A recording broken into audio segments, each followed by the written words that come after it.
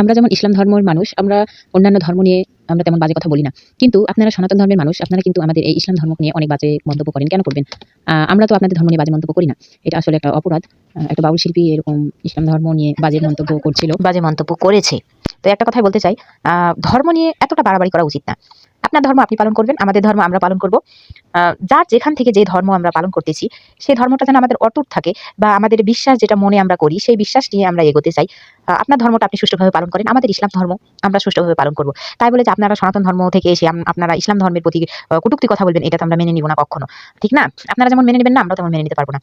কিন্তু অনেকেই কোরআন নিয়ে, নবীকে নিয়ে, তারপর হচ্ছে আমাদের আল্লাহকে নিয়ে অনেক ধরনের বাজে মন্তব্য করেন। এটা আপনারা করেন না। আমরাও আপনাদের ধর্ম নিয়ে বাড়াবাড়ি করছি না, আপনারাও করবেন না। তো শেষে একটাই কথা বলতেছি, সবাই ভালো থাকবেন, সুস্থ থাকবেন। আমার অনেকটাই খারাপ লাগছে, কারণ আমাদের ইসলাম ধর্মটা নিয়ে আপনারা খারাপ কথা বলেছেন। এজন্য একটু ভিডিওটা করেছি। যাই হোক, সবার সুস্বাস্থ্য কামনা করতেছি।